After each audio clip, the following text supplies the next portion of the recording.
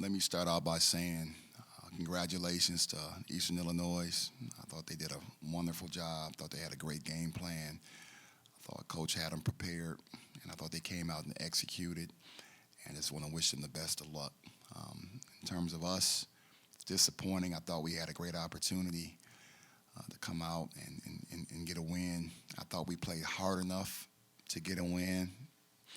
But those small details, once again, in terms of basketball, it comes down to the smallest of details when you're playing against a good team like Eastern Illinois. And I just thought that from a detail standpoint, we fell short, in the end. But congratulations to Eastern Illinois. A lot of what we didn't do was a direct result of what they did do. So congratulations to Eastern Illinois.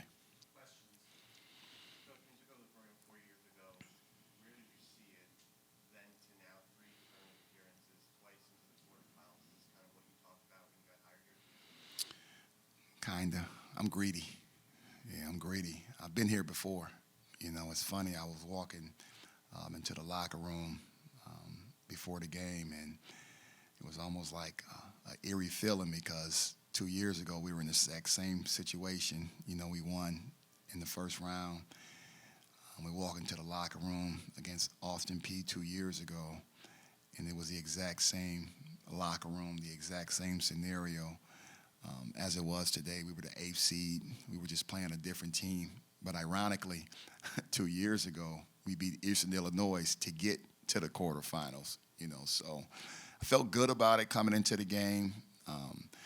But yeah, 4 years ago when I took the job, at this point, I like where we are. But I'm gonna be honest with you. I just feel like we could have took that next step tonight. I think today we had a great opportunity, but we didn't get it done. So.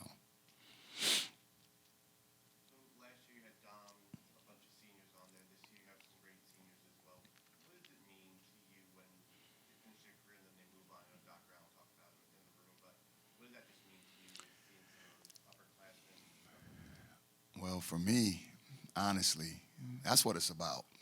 I've been doing this over 2 decades, and I was telling the young ladies in the locker room, I'm not gonna give you my age, but I'm close to AARP than I am the eligibility. Let's just put it that way. But I tell them, your brain and your heart last longer than your jump shot. And the relationships, that you develop over the course of your college career is what it's about. I'm in group chats with teammates from 30, 40 years ago, and I can't remember 5 games, from 30, 40 years ago. So ultimately, as a coach, it's about forging, cultivating those relationships. Obviously, everybody wants to win, but at the end of the day, if you ever been bedside with a person who has dementia, they remember the feeling. They may not can articulate it, but you can feel it. And to me, that's about having relationships, genuine relationships. So for me as a coach, that's what it's about. You mentioned Dom. She texted me last week. Alexis Pierce, 2 years ago, she called me last night, and I knew those girls, 5 or 6 months prior to them coming into the program, and 2 years later, you would have thought we had a 20-year relationship. So for me, that's what it's all about. At my age, doing it the way that I do it, that's what it's about for me. And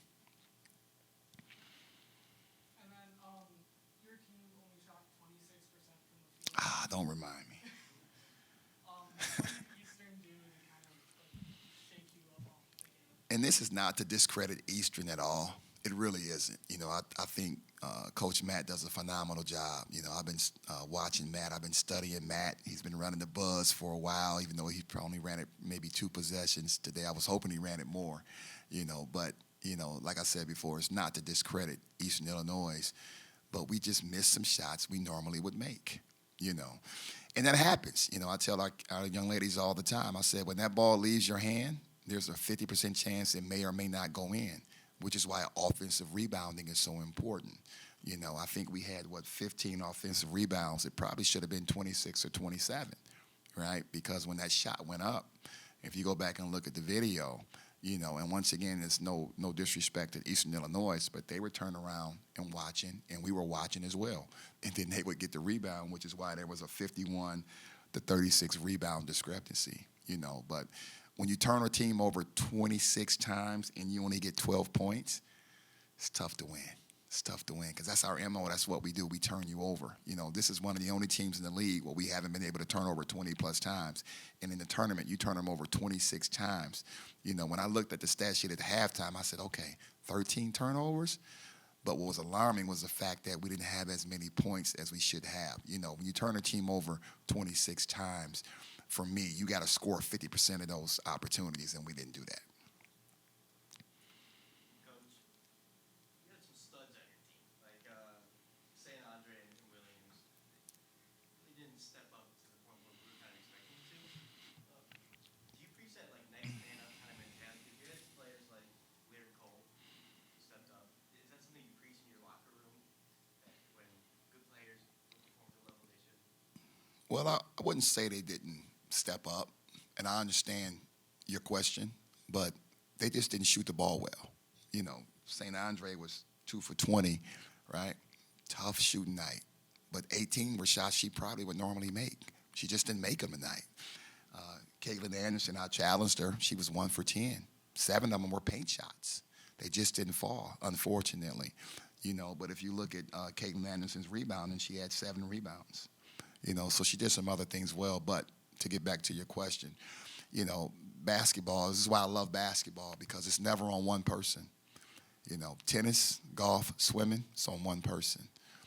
But basketball, hockey, football, it's a team sport. So when one person isn't performing up to their expectation level or up to our expectation level, then hopefully you have some people that's coming behind them, that will take up the slack, which I think we did. We just didn't shoot the ball well. You can't win a game shooting 27%, against a team that potentially could win the conference tournament championship. And that's what happened, unfortunately. All those charges defensively, you talked about how tough your defense plays, but were you proud about that today? I was. I'm going to be honest with you. My expectation level was extremely high. I have high expectations and low patience when it comes to defense. And I thought in the forecourt, we did a really, really good job of turning them over. But if you look at the first 3 minutes of the fourth quarter, we couldn't get a stop in the half court. And once again, credit to Illinois. They stuck a shooter in the corner. We were late getting out, and they were knocking it down. So, and it's something that we've been talking about all year. So it kind of came back to bite us a little bit, but it happens. Like I said before, we turned them over enough to change the trajectory of the game, but unfortunately, when we did turn them over, we didn't capitalize.